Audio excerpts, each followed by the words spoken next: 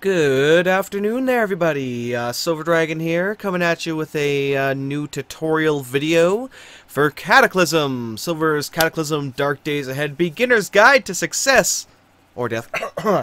Anyway, so I'm going to be just doing like a bit of a basic guide about how to download the game, where to download it, so on and so forth. You know, all the beginning stuff, how to survive to begin with, how to set everything up, get your world generated, character building tips, and so on and so forth. All of that will be on here. Now, I'm going to try and add some annotations for the various times of when things are going to be occurring in this video, and hopefully I'll figure out how to link those times to a specific time in the video, so you just have to click it so you can zoom to it. I've never done that, so I don't really know how to figure that out. But annotations will be on here for that, so please don't just turn them off like some people do immediately on the starting of the video. They will be useful. It'll be useful. And so on and so forth. Now, a lot of the links to the various things I will be mentioning here will be down in the description, down below, straight down there. You know, just look underneath the video. It's right there. But anyway, should hopefully all be there, and I hope this helps. And definitely do read the comments as well. If anyone else has some tips they want to throw out there for people, feel free to do so. Now, anyway, I've played Cataclysm quite a bit for the past while now. I've gotten very good at it at times, and although the character I'm going to be playing as today is going to be a little cheaty, just because, you know, I'm trying to get a lot of points across, a lot of things going on here, but I'll at least show you some basic survival tips and such. Now, step number one, download the game. So, we go over to the Cataclysm website here. It's encataclysmdda.com. Again, that'll be in the description down below. And once you're here, we have various things. There's a forum in the top left, which you can use. I would suggest to go browse it every now and then. That's where we'll be going for the other texture pack I use, if you're so inclined to that. Now, Cataclysm, I should mention, is an ASCII game, which is just letters, numbers, and symbols to make up everything in the game. There are tile sets of varying sizes that people have made for the game, and some people like that. Some people prefer the native style that is present for that, but you know, to each their own. I like the Waldo texture pack or tile set, and I'll be doing that. The next link we have here is the wiki. I definitely suggest you have this bookmarked, stamped, ready to go on there. There's another one very similar to that somebody on the forums made an items, which basically takes from the jars of the raw data basically of the game, and tells you the recipes for it if you know the name. I wish it had a list, which I didn't think last time I checked it didn't. It might now. But anyway, I digress. First step, of course, you want to go over here on the right side. There is a community chat. If you ever have any issues, you want to connect to it and ask somebody about something, it's all right here as well. So you can just connect to that. It'll automatically open a window for you. Of course, we have the various languages in the top right corner you can select from.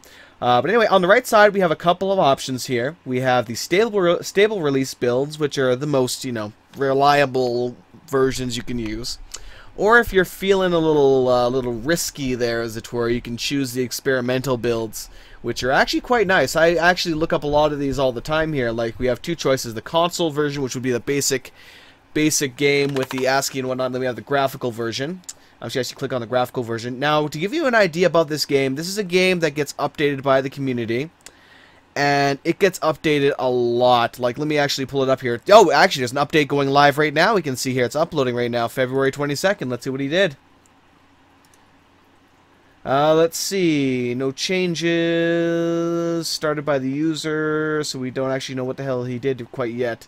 But anyway, if you go on here, go to changes, it'll actually tell you all the various things they've added on here. Increased quality of the coffee, added Tyrant solar panels, and all kinds of stuff. But anyway, I digress. When you first click that link, it will bring you into this little window right here for the experimental version. And right here we have the version that we would be using, you know, Cataclysm 0.9, 0.9, and the file size and everything. You just click on that, it'll download it. Or again, you can just click the stable release, and it will download that as well. It's all your choice, whichever one you want to use. The console, this one uses actually a little bit more updated, as I said. So you just install that, you unzip it into your preferred folder. It doesn't really matter when. Or it doesn't really matter where, I should say. Cough, not when. God, derping so bad. And once you do that, we will have this lovely little window right here, which we have this lovely little folder right here. Now, the first bit we have is actually the game itself, so you double-click this to launch it, and it will launch in a much smaller window than I'm about to show here. Give me a quick second to change this over. Yay!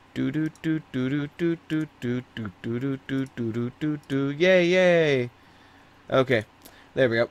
And this is the lovely window right here. So it will actually pull up this guy. So now we're going to cover some of the settings that you want to do when you first start this game. So your window will be a lot smaller than this one is currently. So you want to go into your options. You can mess around with this stuff. I'll cover this stuff later. We'll get to that in a bit. But we want to use shift and period. So the greater and lesser than keys to move between them. To move between the bars, and then your up and down keys to move between them, and left and right to say true or false. I prefer to be on windowed mode rather than full screen. Input delay, I don't really mess around with this. I just leave it at its default.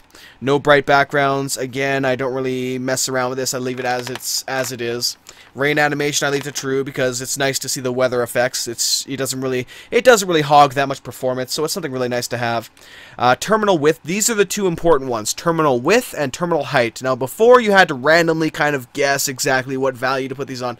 But now if you go left and right to increase and decrease it, you'll see that it'll actually say the window will be 1600 pixels wide at this selected value. So it'll actually tell you that right now I am 1600 roughly by 900. It doesn't go directly 900 like I like, but this 896 is close enough. Then down below that, we have the choice to choose the tile sets. Currently, I'm using the Waldo tile set, which is my favorite, which is an extra. Usually, the game only comes with the Dion's tile set, Hoarder's tile set, Suzor's tile set, or Sue's tile set. But I personally like the Waldo one. It has a lot of it that's really, really nice. Now, I'm not going to I don't think I'll look through each of these individual tile sets today just to give you a, well, do I want to quickly? Yeah, I suppose I could do that. Alright, let's do this thing.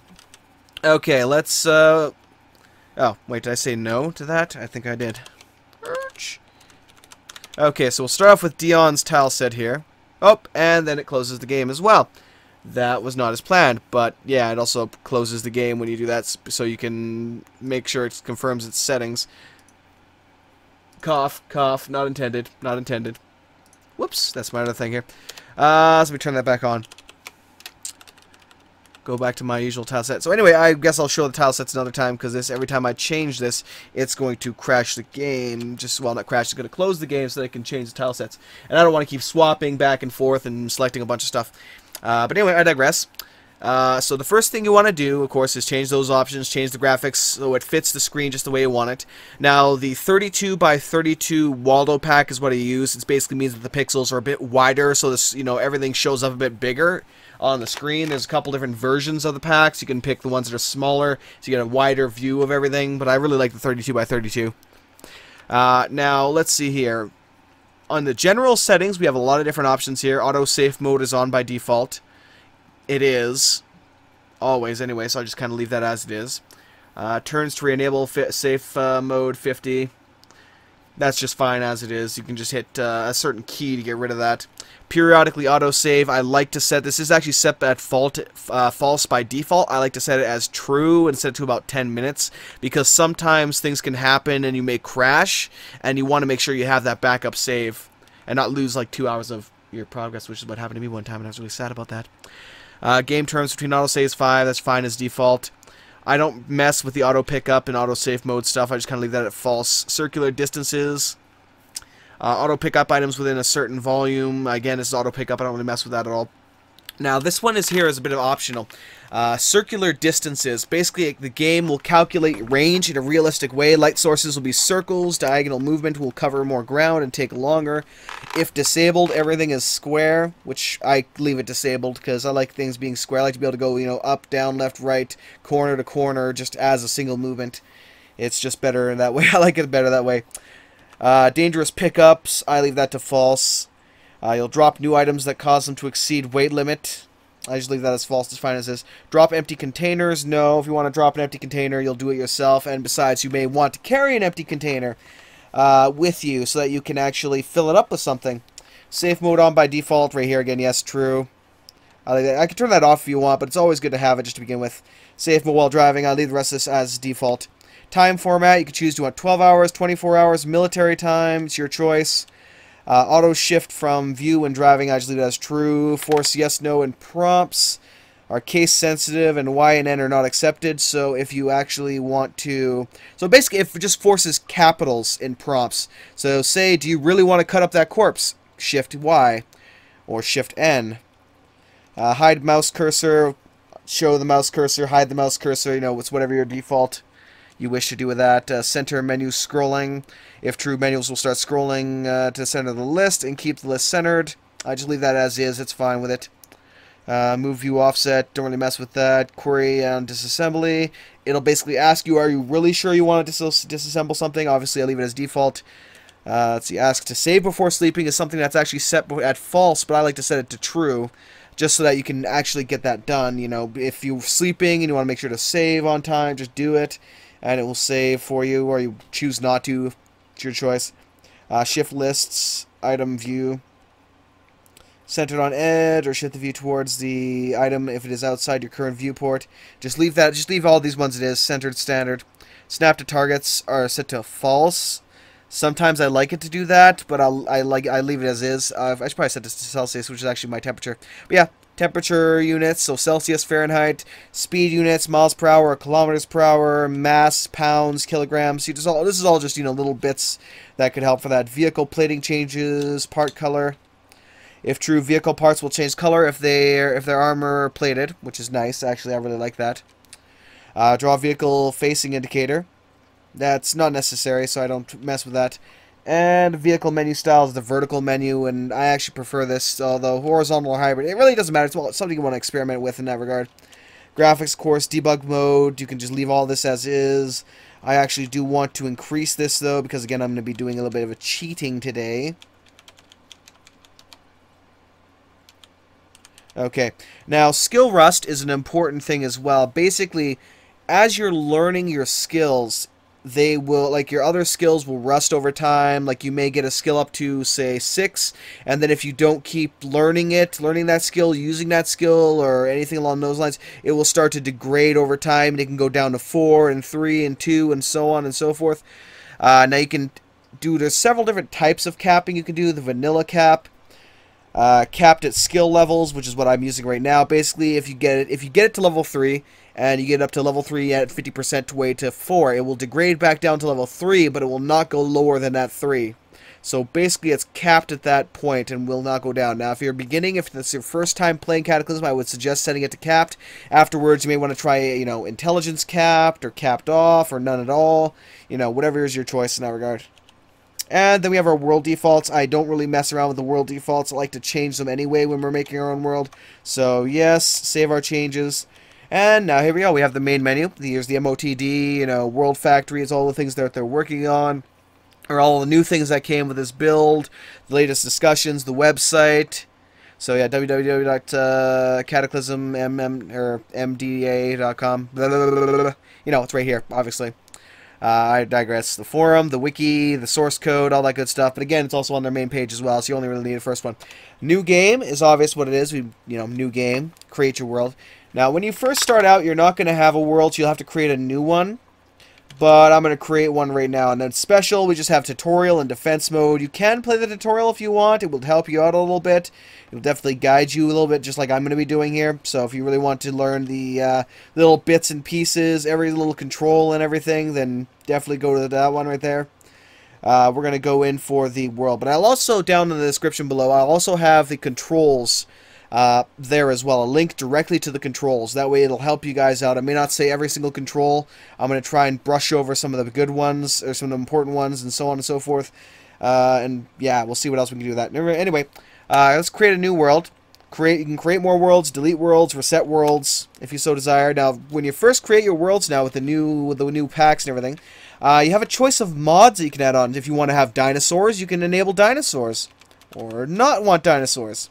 Maybe you want the Ice Coons weapons pack, and not the Old Guns weapon pack, but I guess we do because that sounds awesome. So on and so forth. So a lot of the mods that get added on this game from now on are going to be on this list. They're going to be optional to your world, and you can customize it however you wish. Surrounded start. I always like to leave this as false. You don't want to be start surrounded. Size of the cities. I like to leave that at 4 because it's a good general size cities. You can get smaller cities or you can get big, large cities all over the place. So I like to leave that as, technically, if you wanted to, you could increase this all the way, and you would literally be living inside of a giant city. It's ridiculous.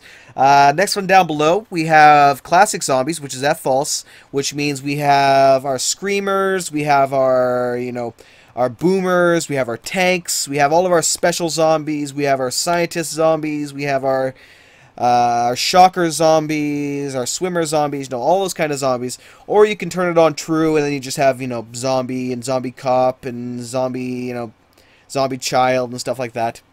And yes, there are zombie children you can kill, although it makes you really sad. Default region types, default, it's just default. There's nothing really, you can really screw around with that right now. Delete world, no, I don't want to delete the world. Initial season, I like to start off at spring with initial time. I don't really mess with any of those too much. Now, the item spawning scale, if you want to have a little bit more items, you can spawn in just a bit more, like, say, an extra 25% off the norm. Mutations by radiation is true. There are many things that you can have in the game. You have your basic skills. You can also get cybernetics, which you can put in yourself, or they're called bionics, really. You can get power sources and various things like adamantium claws and chain lightning, which we actually will start off with here with my new character. As active bionics you can use, or you have passive bionics that can improve your stats, improve your skills, can do all sorts of little things. And then you have your mutations, which is part of this. You can get mutated by radiation, so if you happen to go near any radioactive areas, you could mutate, and there are positive and negative mutations. If you fail at inputting a bionic, you may get a bad bionic or a mutation. There's a lot of different things that can happen there. Random NPCs, keep them off. Random and static NPCs, keep them off at all times. Currently, the NPCs are bugged all to hell. The whole reason I lost that 2 hours of gameplay was because I tried to kill a static NPC and it crashed the game and lost everything. Season length, 14, that's fine as is. Now, you're not likely to survive till winter for the first couple times anyway. Anyway, on the next one, we have our spawn rate scaling factor. Now, it's currently at 1, which I will be doing. But for anyone that's new, I would suggest taking that down at least by half to 0.5 or even 0.4, I would say. Because otherwise, at 1, there's a lot of zombies. Like, a lot of zombies. And static spawn basically just means that you're spawning in one of the shelters, basically. One of the bomb shelters that are scattered around the land. You can turn that to false and you would just spawn randomly anywhere, but I like to keep that true. And then you just hit, again, shift greater than, lesser than keys to move to one or the other page. And you can randomize, you can type in your own name for the world, or randomize it, or just said, ooh, wait, that last one sounded cool. Whatever, we're playing Downing Town then. And then when you want to confirm it, again, just greater than, is that the greater than key? I think, pretty sure. It says on the bottom there anyway. When you're satisfied, use that key, and we'll move on. So yes, I'm sure. So Shift Y, yes, I'm sure. Let's start a new game. Now we can do preset characters, which we might have. We can do just a random character. We can just play now. Either of these will just give you just random whatever. But of course, we're going to be playing as a custom character in, oh god, I believe it was Downing Town. Yes, it was Downing Town. Enter. Do I want to start in this game world? Yes, I do. Shift Y. Oh crap. Missing the separator. Shoot. Seems like my bionic man is actually missing some skills here. Unknown skill, fabrication. Whoops. So the debug is now telling me that the custom class I created for this to mess around with has had some errors. So I will cut this out for now, fix that, and be right back with some more. Alrighty then, it seems like I have managed to fix my little custom class, so everything is going well right now. Now, as you can see, I'm starting off here with 14 points. Obviously, I went into the options and I changed that in the debug mode so that I could have a greater advantage in this case in order to pick whatever I want for my stats and everything here. Now, we'll start off here by looking at the various stats on this page. Again, you can use the greater than, lesser than keys to go from one side or the other. And it's telling you, of course, you can use these to select a statistic, but I just use the arrow keys because it works easier, you know. Up, down, left, right, all that good stuff. So, of course, strength increases your base health as well as your carry weight and your melee damage. Strength is a very important stat because carry weight is incredibly important. You really want to be carrying a lot of stuff. So I like to leave it at a bare minimum of 12, or if I can, bring it up to 14. Anything more than that would cost 2 points, so it becomes less worth it. Dexterity is also a really important skill. It enhances many actions which require finesse, dodging, your hit bonus for melee, throwing weapons, and it also gives you a range penalty if it's really low. So you want to increase that. I like to do it just to 12 to get rid of the range penalty if possible. Hello, kitty. I'm a little busy right now, if you don't mind. Intelligence. Now, if you had actual skill rust, still, if we hadn't disabled it or capped it, this would affect skill rust if you have it on intelligence skill rust. It also affects your read times, and it's actually a very, very important stat for installing bionics. So if you really, really want to install a lot of bionics, I would suggest a minimum to have your intelligence always at 10 minimum, but if you can, raise it up to like 12 or greater. Perception helps you spot traps and other things of interest, so it's good to have that to about 10. Generally, you want to have at least 10 in each of these points if you can. And also reduce the range penalty 12 if possible, but obviously there's a lot of these. You won't have the points for all of this, basically, by going into the negative traits, because you only have a maximum of negative 12 you could take. Obviously, I have negative 30, but that's because just what I do. Now, although stats are your most important thing, in the second page we have our traits. These are optional. You can pick these as you wish. There's a lot of interesting ones. Positive traits on the left, negative traits on the right. Just use up, down, left, right to select which ones you want and hit enter to do so. As you can see on the top here, we have -3 now as addictive personality. Gives me -3, so I got 3 extra points to spend. It's easier if you become addicted to substances. It's harder to rid yourself of those addictions. And then we have we have a lot of different positive traits. Accomplished sleeper. You're always able to fall asleep easily, even when sleeping in less than ideal circumstances. Addiction resistant, although that's grayed out now because we've selected addictive personality. Drunken master, if you want to be drunken master. Fast learner, fast healer, so on and so forth. There's a lot of really good ones. One of the ones that doesn't really cost a lot that is really good is self-aware. Costs 1 point, and it'll basically show your remaining health as an actual number rather than a bar. But it doesn't really make that much difference, so I like to keep it as is and save that extra point.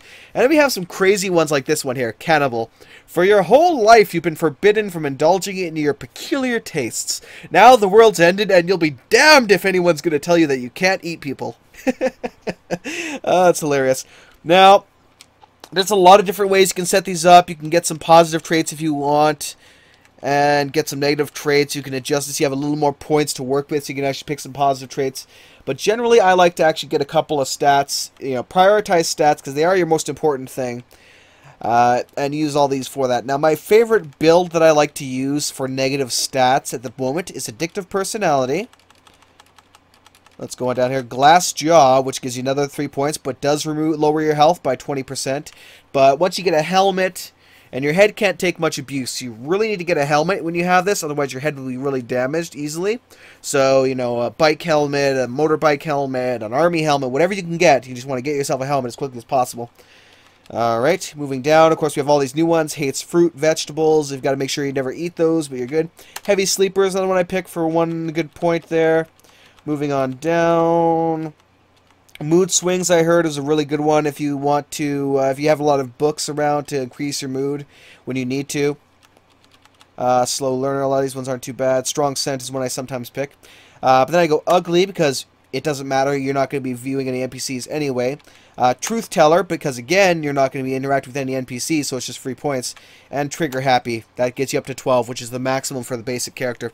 Because basically, on a rare occasion, you will go full auto when you mean to fire a single shot. And honestly speaking, if you're trying to kill something and you accidentally go full auto, that's not going to harm you. If anything, that's going to help you.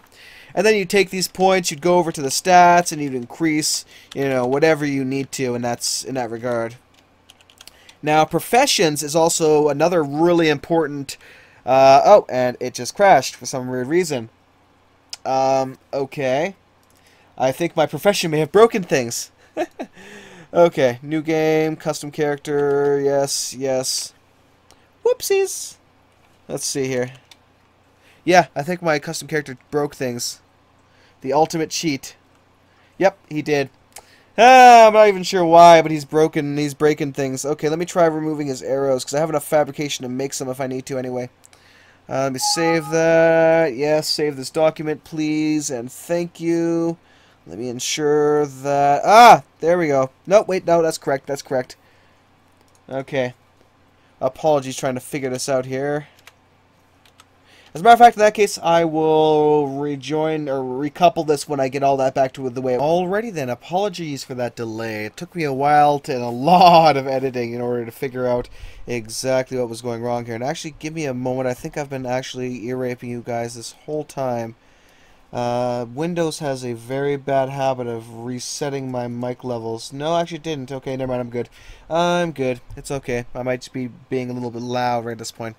Anyway, I digress. So yeah, this is the ultimate cheat character that I created. It's basically the hunter profession with ridiculous skills, basic skills, archery, fabrication, mechanics, and survival are all high. But there's a lot of really good, you know, actual basic skill, play types here. The shower victim will actually give you 1 point, which is, you know, if you raise up your allowed points a little bit in the debug menu and options, you could maybe pick the shower victim to get 13 points, or maybe a little extra. There's a novice martial arts expert, which combined with the trait skill, it's actually let me see if I can find that here. Martial arts training allows you to pick certain skills, such as karate, judo, aikido, and stuff like that, or taekwondo, that you'll actually use as an unarmed combat style, which is really nice. Things like the failed cyborg, which may come with basic cybernetics in it, or crappy cybernetics. Others have certain skills or certain basic equipment, like this lumberjack that comes with wood axe, but he should have some fabrication skill or some construction skill. Gotta fix that bit. Anyway, I digress. A rude boy. There's a lot of really crazy ones. There's a cyber junkie, a convict. You have a bunch of different CBMs in this guy, but I also have some CBMs in mine.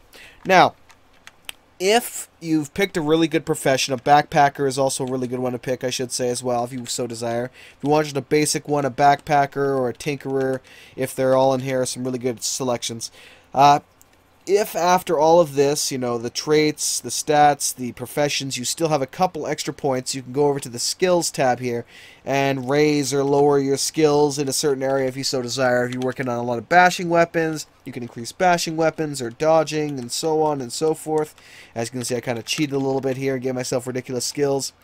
And when you're finally ready, you just go over to the description. So one more over, it gives you a basic description of your character, what traits he has, what his stats are, the profession, his skills that he starts off with, whether you're male or female. The red is the selector. So male, female, you can hit tab to change it. Randomize a name. I guess I'm Colton Hernandez today. And then once you're ready, greater than key again. Yes, are you sure? Yes, or you can go back and revise your character. And this is the game. And apparently there's a zombie scientist a couple feet away. Now if you hit M, you will load up the map, which is something you want to do almost immediately if you can, and look around. Now this is ASCII. This is letters, characters, and symbols as the map, lines.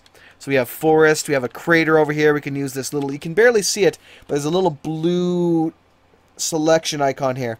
You can also use B to center the map on the character, or capital B I should say. At least sure, oh no, capital B. Sorry, O to select a map on the character. You can search, delete notes, add notes to the map. Everything you need is on the right side here.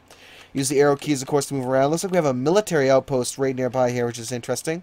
A small town up northeast next to a river. It's got a couple houses, a subway station, a hardware store, which is really, really, really nice to have. And we also have, actually, I've never seen this. Oh, no, I have seen this. This is a FEMA camp. This is an interesting little place, but it also has a crap ton of zombies, so I would stay away from that. And a prison! I have never actually seen a prison. I am totally going to explore that during this little playthrough here. Totally got to explore that. Anyway, let's hit exit to escape and look back here. So this is where you first start off, is in a shelter like this. We have a lot of information on the right side. Of course, the left side here is all our play window. This is all our play window. And, of course, the graphics pack and everything in between here, which is the Waldo pack 32 by 32, which I'm using. It's really nice. I like the way it looks. Now on the right side here, we have the mini map on the top right corner. The first little square bit here. What the hell is, where's my mouse at? Oh, I had to click it again. My bad. So top right corner here, we have the mini map. We have what we see in the area right now, which is currently a zombie scientist off to our east. Of course, northeast, southeast, so we have a compass up top here of where we see things and a list of what they are. Right here we have our health, which shows, well, exactly what I said, our health, current health. If you have any power in you, any CBMs, that'll show up right here. Your current location, which is an evac shelter. It's clear outside, it's not raining or nothing. The current temperature is right over here on the bottom right side. We have our current weapon, and we have no style, so that's, we're using our fists, so we don't have a unarmed style. We're currently comfortable right now. If we get hungry or thirsty, that'll also go underneath here. We have our mood right next to the strength, and then our strength, dexterity, intelligence, perception, and speed. All of these can deteriorate depending on our mood. If we're injured, a lot of these can go down. If we're tired, it can go down. If we're hungry and thirsty, some of these will go down and negatively affect us. Our focus, I don't really mess with that too much. Whether or not we're safe, how much sound we're making, the time, it's spring. And this one, I have no idea, actually. I've never really bothered with that. Or focus, actually, in that regard. Speed is how weighed down we are, so how fast we are in attacking. Now, and of course, if you look at something on the right side, we'll see exactly, this is a closed door. It's impassable. It's smashable. So a floor. Movement cost is 100, so it costs us 100, or one turn to move. So if our speed was 50, it would cost us 2 to move per tile. Or this bench here will actually slow me down, as you can see, by 50. So it'll take me a move and a half to get over that bench. And you can use stuff like that to your advantage, like a bench, a window. If you can trick a zombie to come inside, you can use that to take care of him. Now, when you first start off the game, there's a few steps you want to do in the very beginning. First, you want to get yourself a basic weapon. Now, we have 2 options where we can actually pick right off in the beginning here. First, we're going to want, sorry, let me have a quick drink here. 2 options or reliable options you can get in the beginning here. First is the makeshift crowbar, which we can get by smashing using S on the keyboard and then up towards the little locker here. And I should mention, in order to move your character around once you're actually in the game, you can use the arrow keys if you want, but I actually like to use the numpad because it also allows you to use the 3, 9, 7, and 1 keys to move diagonally, or the 5 key to just stand in place and pass time. But anyway, again, we can either smash the locker ahead of us, like S and then up, and a couple times until we finally smash it in order to get a pipe and a bunch of scrap metal, but we only want the pipe. Or we can smash a couple of these benches here in order to get a plank and some nails in order to make a nailed plank, basically, which is a little bit faster than the crowbar, but the crowbar is a lot more utility friendly. You can use it to basically wrench open doors, wrench open windows, manholes, all kinds of stuff. And it makes a really, really good basic melee weapon to start off the game. So I like to start that off. And of course, if I hit I, it'll open up my inventory. We can see my inventory, all my current stuff is on the left here. I have a compound bow, though, which I got, and a carbon fiber arrow, as well as a combat knife, and all the items I'm worn or I have in my hand at this time are on the right side, as well as my total weight, my volume, which is basically, how much I can carry on me right now. I only have my pockets and, my jacket pockets and pants pockets. I don't have a backpack or nothing yet, so I can't carry a lot of stuff. And hotkeys is our total amount of items. Basically, ASCII only has so many characters that you can actually have. So we have a limit of 75 different items we can have in our backpack or in our inventory at a time. This doesn't specifically it's the same for anything on the ground, though. You can have almost as many items as you want in a single tile on the ground, but only 75 in your inventory at a time, different ones. Tab to switch modes, item selection. It's fine as is. Anyway, escape to exit out of that. Excuse me. So I'll use S and up to smash that. I got it in 1. Now, there's a couple different ways you can pick it up. You can move over top of it and hit, the period key. Oh, safe mode. So if you see any monsters, you won't be able to move or do anything. You can see I'm trying to move, but it won't let me. So I have to hit exclamation mark, so shift 1 in order to turn off safe mode. But anyway, again, I can go up here and I can hit period. Was it period? No, it was comma. Sorry, comma. To pull up the loop menu here. Now I use either the... I like to use the arrow keys for this bit here. And you can go and pick, say, scrap metal if I want it. I can select it and hit right and then enter when I'm done and it will pick it up. But to begin with, I only want the pipe. So I move down to the pipe and hit enter. And I now have the pipe in my inventory. Yay! And I'm wielding it as a weapon. If you can't quite carry something, it will do as default. It will put it in your hand. So let's move down here using the arrow keys or the numpad keys. I can move out through a door by just going, like, walking into it. And if I'm inside, I can also open up and walk through a window, similar. Although it's slower that way. You can close a door or window by hitting C and then selecting the direction. Although you can only close a window from the inside now, which is new. Now, once you have your pipe or your 2x4, which you get from smashing the bench and nails, regardless of which one you want to make, you're going to have to go out and find yourself a rock, which is this guy right here. Yay! Hi, rock! So again, instead of actually walking over top of it and hitting comma, I'm going to hit E this time, which allows you to pick up in a direction. So E and then left on the either arrow key or 4, it doesn't really matter on the numpad, whatever, points to the left. And I'm going to select this rock to pick it up. Although I don't actually need to, because one of the CBMs I installed in myself is actually a integrated tool set, which gives me a full range of tools. So you would pick up that rock, and then you would actually use Shift and then 7 to pull up the crafting menu and hit Enter on a makeshift crowbar here, which you can see requires a rock, integrated tool set, and a pipe. Or any of those other items as well. A stone hammer, a hatchet, all that stuff. Hammer. Now, you can actually make a stone hammer as well as your basic hammer, or you can find a hammer. It's up to you what you want to do. But a rock will basically work for most of your beginning hammer needs until you find an actual hammer. So we want to make this crowbar, so Enter to make it. And I had enough carry weight to actually keep it in my inventory, I think. Okay, now if we want to wield any weapon, such as the crowbar, we hit W, go on down to the crowbar, and hit Enter. And we're wielding that now. Now, say we want to use the crowbar to break into a house. Imagine this is a house. You want to hit A for apply. And then I think it's L for my crowbar. You can also change the key if you want, and then point in the direction, such as this window. You can see you hear a wrenching crunch as you pry open the window. And again, likewise for the door, A and L. And then there we go, we crunched open the door. Now, say we want, let's hit I and hit L. Say we don't want this crowbar to be L, we want it to be A. So I'm going to reassign it, so you can see all the stuff we can do with it here. We can just activate it, we can't read it obviously or eat it, that would be very awkward. We can't wear it, but we can wield it, we can throw it, we can drop it, we can reassign it, or we can auto pick up, which I don't really mess with the auto pickup at all. But I want to reassign it, so I'll use the equals, enter a new letter, so A. So now I just hit A, and I can open it up. So that's how you reassign your keys. Now, I should probably go through all the stuff on the top left here. Now, Shift and 1 will, of course, turn on safe mode. Shift and 2 brings up your status page. Of course, we have your encumbrance and weight. So if you have anything too much on your head or your torso and all that kind of stuff, it'll tell you the encumbrance. It'll tell encumbrance and warmth, I should say. Cough. Sorry. So it'll tell you the encumbrance, exactly what you're carrying. You currently have a total of 1 encumbrance on the legs, which is nothing. Everything else fits, so we're perfectly fine.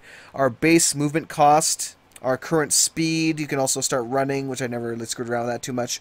I like to keep the current speed. Our strength, our current skills. You can see there's many varieties of different skills, dodging, electronics, and all these will help you in different ways. Our traits, any effects that are ongoing on us. That's all there. So Shift 2 brings that off. Shift 3 is the factions menu. These don't matter too much, as far as I know. The NPCs aren't really around, so factions don't matter. Shift 4 is your sleep. So if you find a nice bed you want to sleep on, or you're tired and you want to pass out in the evening, you'll start getting some gray at the edges of the screen. It'll start, going to crushing down towards you, and you'll only be able to see one tile in any direction away from you eventually, unless you have night vision or a flashlight or something. Obviously, we don't want to sleep. Shift 5 doesn't do anything, of course. 6, nothing. 7, of course, is our crafting menu. No vehicle there. Oh, that's for the vehicle, messing with the vehicle. That doesn't matter, though. Shift 6 is... Oh, yeah, Shift 6. Shift 6 is basically controlling a vehicle. So when you get in this driver's seat of a vehicle, you use Shift 6 in order to initiate driving. But we don't need to mess with that.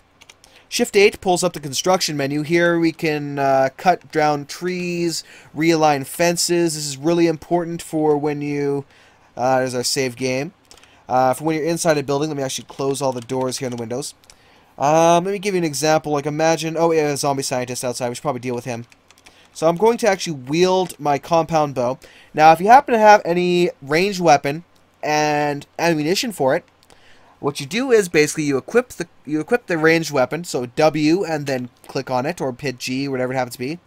And you don't have to equip any ammo. Sometimes you'll have to reload. You have to hit R in order to reload it. And say you have a pistol or something, you have to reload like 5 or 6 rounds into it. You can see he's actually coming through the window here. Was going to, but he didn't.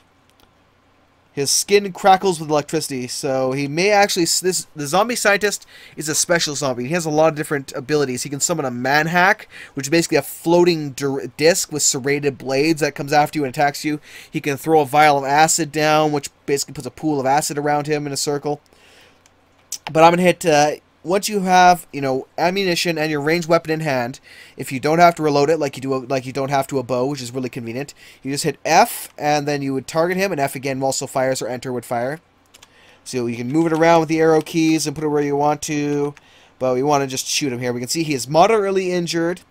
You can press F or period to fire. Enter works just as fine as well, which we do. You can see we did 30 damage, we did 31 damage, and 50 damage, and he's dead.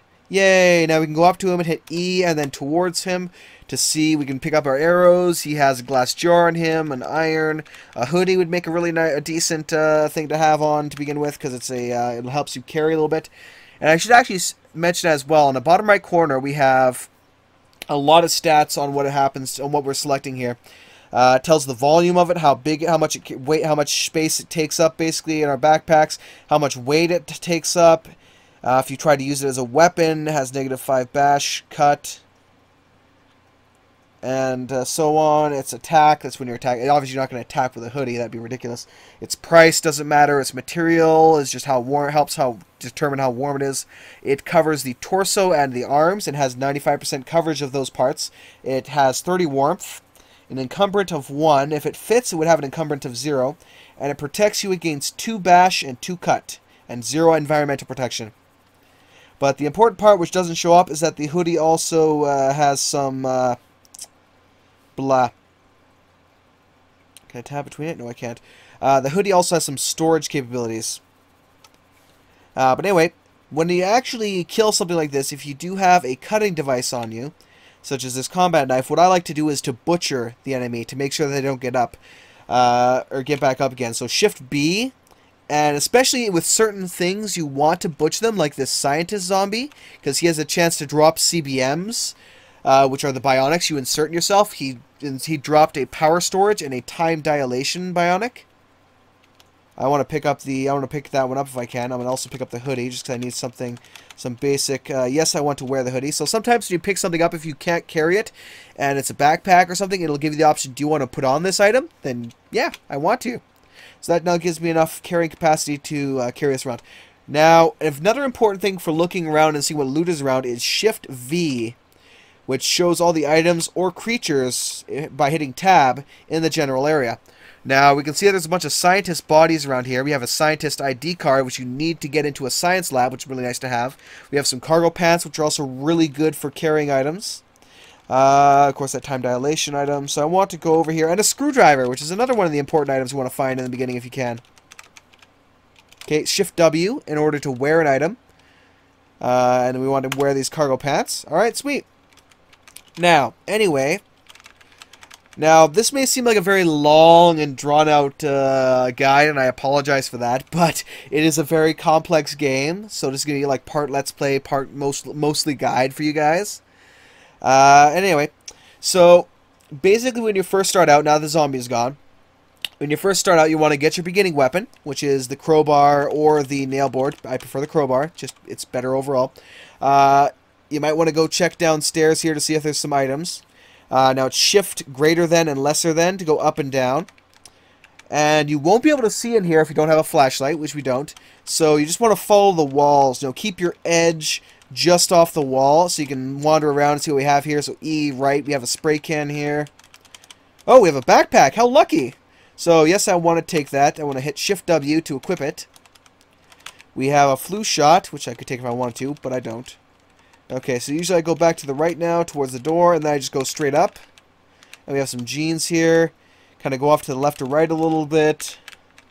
And up and down. A bit to the right and down. There's a spray can again. There's nothing else here, so let's get out of here.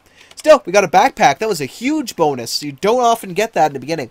So there's a couple very important items that you really need to get as soon as you can in the beginning.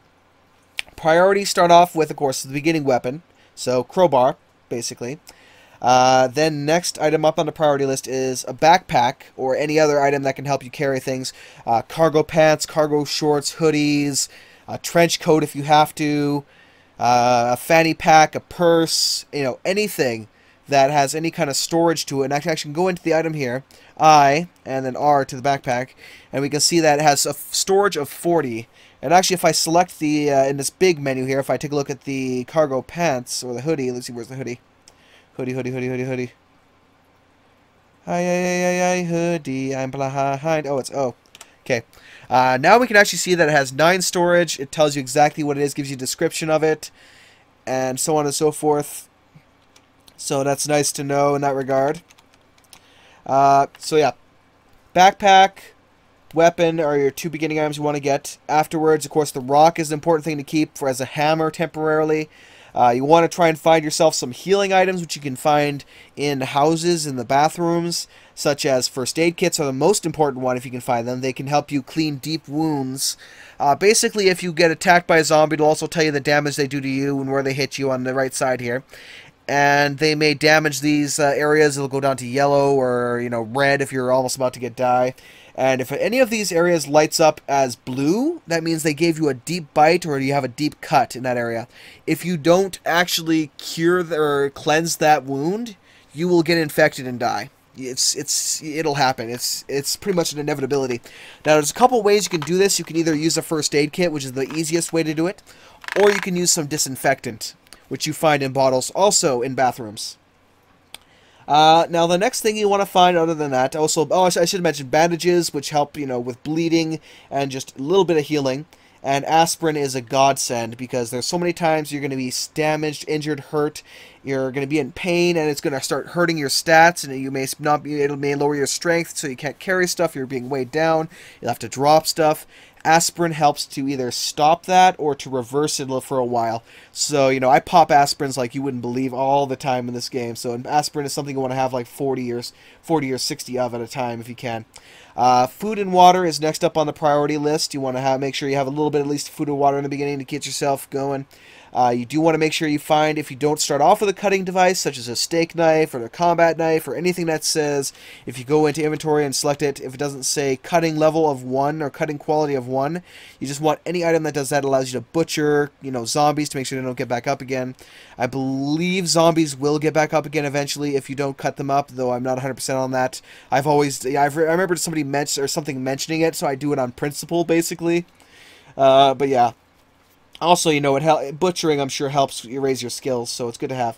But yeah, next on the priority list is, getting yourself a real hammer if you can, or a stone hammer, which you can craft if you go into the, again, Shift 7 to go into the crafting menu on the far right, using greater than and lesser than keys to move on to either side. And you want to find the stone hammer, which is right here. It requires a rock and another rock to use as a rock for the hammer. You want a heavy stick, and then you want some small strings, or sinew, or thread, or plant fibers, whatever you can find. Now, generally, if you smash a window, it will, for some weird reason, it will actually drop a long string, which you really do want to collect these if you can at times, because they're very important. Now, if you collect that, you can go inventory, go down to the long string, and I think I could just disassemble this, yes. And then Shift D will disassemble this long string into its components, which we go back to inventory. Oh, actually, no, it drops on the ground. So here we have a bunch of small strings now on the ground. So we could pick those up, and I could use those small strings, I believe now, in order to craft myself a stone hammer if I had a rock nearby. So there you go. It's pretty simple. We have a... Actually, we even do get a heavy stick from smashing the window as well sometimes. So you could easily just find yourself another rock, and we have a stone hammer. Now, because I have an integrated tool set, that doesn't really matter.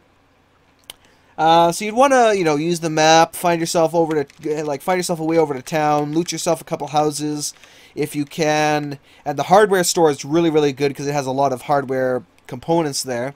Actually, since I'm here right now, let me actually craft some new arrows as well, because I'll need those. I only have some couple. They changed how they basically changed how archery works. You can't collect your arrows as often as you used to be able to. So I want to get a couple arrowheads here. Now, once you've crafted something, if you want to craft more, if you use the oh god, what is this key called? Crap, I forgot what it's called. Oh, there goes my brain. It's top right corner of the numpad. The hyphen key. That's what it is. The hyphen key. Cough. Thank you, Google, for helping me in my derp moments. If you press the hyphen key, you will keep making that item. In this case, it uses what's around, which requires arrowheads. This point requires scrap metal. So I'm going to use chunks of steel nearby. That should be good enough to make it for arrowheads. Now, next for arrow components, I would like to have, well, I could use this heavy, I want to make a wood arrow shaft from a heavy stick, or I can also use the 2x4s. I'm going to need a couple more, so I'm going to go smash this bit right here. Okay, keep making them. Inventory, how many do I have? 40 arrow shafts, 40 arrow heads.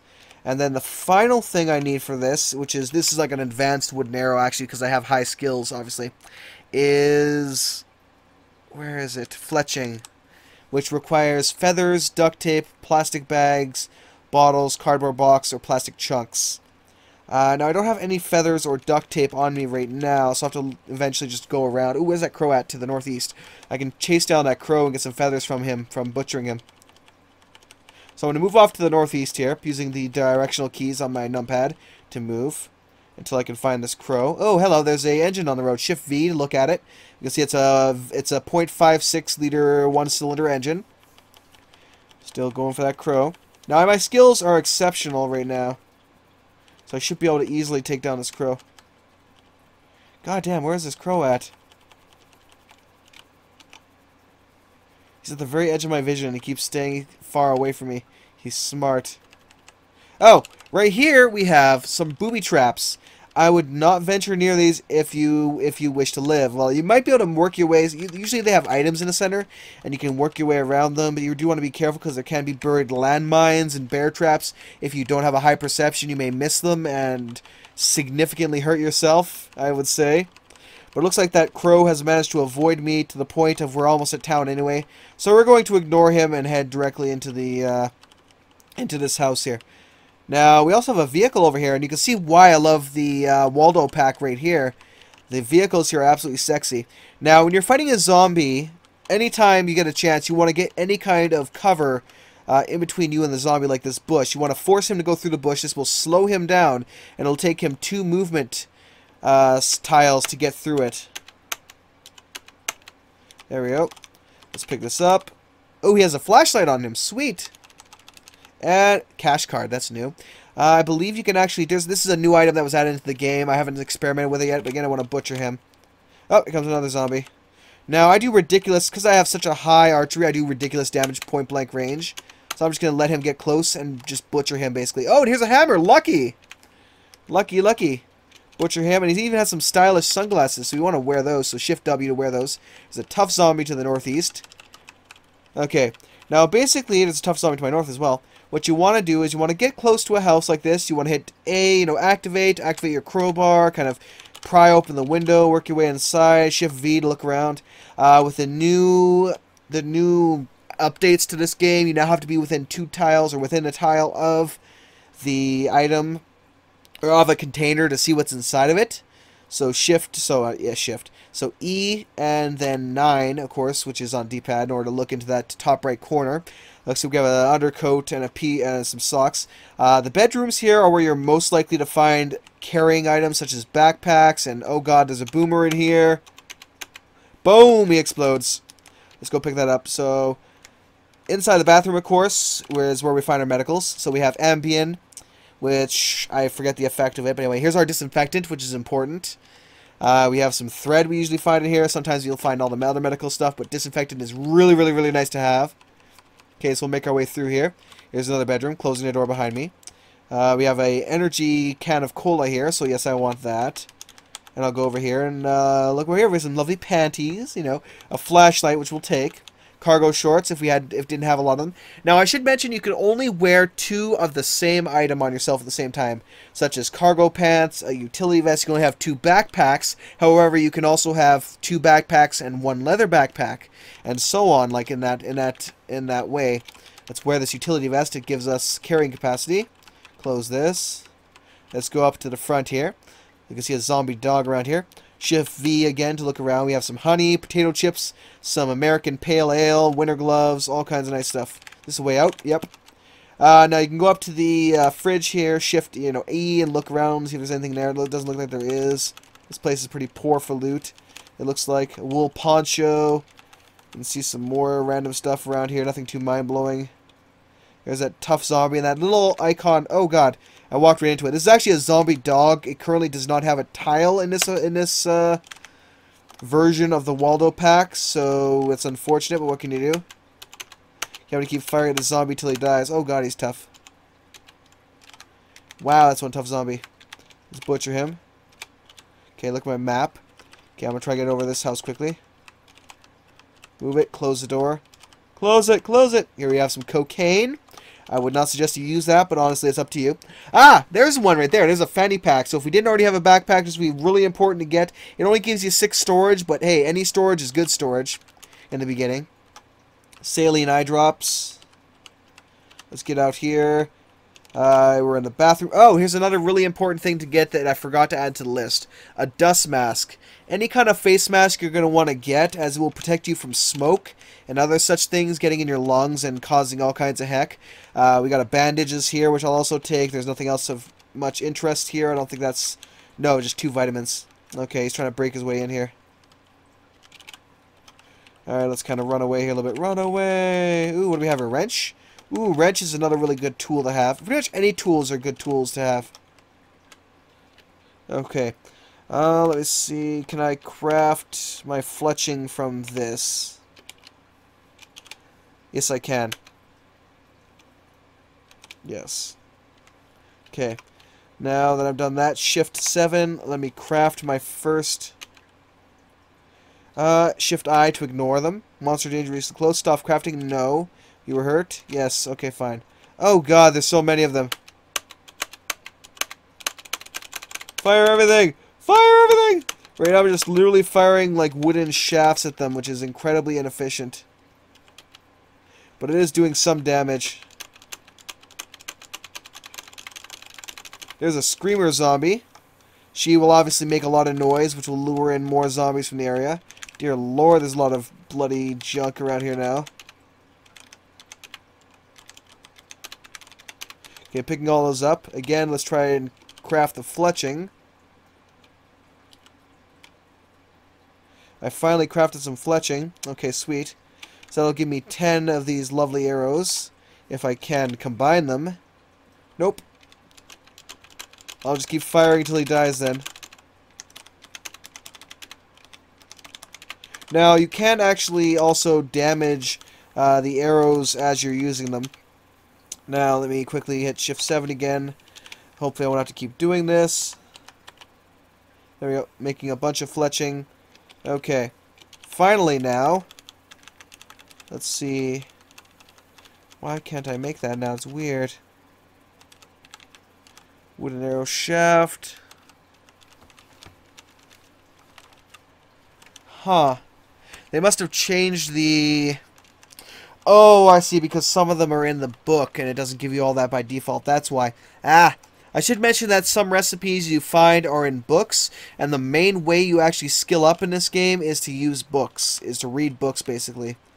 Man, these fridges are terribly empty. We're not finding anything in here at all. So, yeah, anyway, I digress.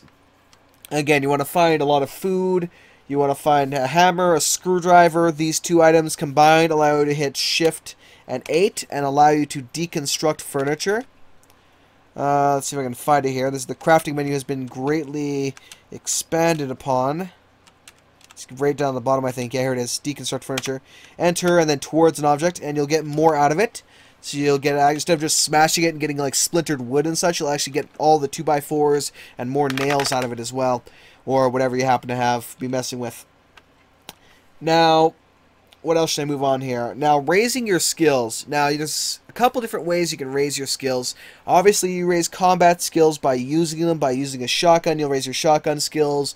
Your bow, you'll raise your archery skills and marksmanship skills. By getting hit and dodging your opponents, you'll increase your dodging skills and such like that. By crafting certain things and the fabrication, boarding up windows in construction, you will raise those skills. And I should mention as well, anytime you want to secure a safe house, you're going to want to use Shift 8, get yourself some planks and some boards, and then board up a window. Cannot build there, so I need to board up an empty window since it's been smashed. And you cannot build there. Why can I not build there? That's weird. Probably because I had to clean the broken window first. Yep, gotta clean the broken window. Board up broken window frame. Oh, there we go. They even added. Why do you? This is where I kind of like just what the hell game at times. It's like, do we really need to add all this complication when it comes to boarding up a window? I don't think so, personally. Okay. Anyway, I digress. Board up empty window. So I should just did board up broken window, but I didn't know they actually changed that. So they keep that's the thing with this experimental build, they always change everything. So it's like a new game again. Now you can see right here, I got bit in the head and it was a deep bite. So that will get infected and kill me over time. So I want to activate the first aid kit. So A. And, oh shit, I don't have a first aid kit. Well, disinfectant. And I want to select 1 for my head, and it cleans my wound. There you go. You clean the wound. Yay! So that cleans out the wound. So yeah, as I was saying, to raise your skills, you want to use it in that case. If you want to raise your cooking, you can either read a cooking book, which you can find in a library if you can find one on the map. There's none here, unfortunately. So that's sad. So yeah, you can do that. You can obviously cook things with whatever you have available at the time. And so that will also raise up your skills over time. And you can see that, and of course, in Shift 2, as I said, on the left side for the percentage. And that will just show you, what your current progress towards it is. Now, I'm going to move on to CBMs right now, which are the bionics, which you can install in your character. Obviously, I have one in my inventory. Let's try and activate that right now and see. It'll tell me, like, activate A, and then select it, so enter. It's warning you with my current intelligence, mechanics, and, well, actually, let me go back to this here. Let me double check this entirely here. Cough. Pardon me. God, I need a drink here in a second. The success chance for a bionic is determined by, let me see here. Apologies. Boosting intelligence briefly can help. Yada, yada, yada. Okay. It's based off of intelligence first, the skills electronics, first aid, and then mechanics. In that order. So your intelligence is your biggest factor to assisting yourself in installing these bionics. You can actually take different boosting things, like, say, meth, cigarettes, Adderall is a good one, in order to temporarily boost your intelligence to assist you with bionics. And it will slowly decrease the, percentage of, things going wrong as you raise those. So currently we have an 11%, because obviously my intelligence was affected because of the pain I'm in right now, which I could pop some aspirin if I had any to deal with that, but I don't. So currently there's an 11% chance of genetic damage, blood loss, or damage to existing bionics. Do I want to install this anyway? I'll take that chance. So Shift Y, yes. That increased my capacity by 4, which you can see, well, it would be in power. This is my current power. In order to see what bionics you have installed, you want to hit P, and it'll show the current bionics you have here.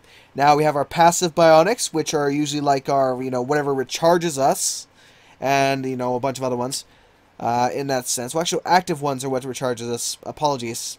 Currently, I have a metabolic interchange, which is probably, in my opinion, the most powerful energy producing unit. Basically, it recharges your batteries by making you more hungry. If you combine that with a recycler unit, which basically lowers how often you need to eat and drink, and basically when you sleep, you will get very hungry and thirsty in the morning, like we do. You know, we wake up in the morning, we want to have a nice tall glass of OJ and a good breakfast. With the recycler unit, it does not increase your hunger or thirst while you sleep, which is really good in that sense as well. And obviously I have the integrated tool set, which basically gives me a full range of tools. And for activated bionics, I also have chain lightning, which I'll be using here soon, just to show it off a little bit, as one of the active bionics. Now, active bionics could range from chain lightning to activating adamantium claws for you to use as a melee weapon instead of your bare hands. I imagine I would also be able to combine with a martial art, but that'd be interesting to test. I've never bothered to test that. And there's a bunch of other ones like that. There's, what is it? Not torsion. There's one that basically temporarily increases your strength by 20, so it makes you super strong. It makes your melees incredibly powerful, but it drains you very, very quickly for energy. So yeah, you can hit shift and exclamation mark in order to examine your implants. And then so A. Oops. Oh, and my keyboard just died. Damn it. Keyboard. Okay, so shift exclamation mark and A, so it's the integrated tool set. Implants in your hands and fingers is a complete set of tools, a screwdriver, a hammer, a wrench, and heating elements. You use this in place of many of tools when crafting. Let me actually see if I can find a victim here. Okay. Let's go over to this guy here. Now, I can see a lot of vehicles around here. We'll take a... Ooh, that's sweet. That's an armored personnel carrier right there.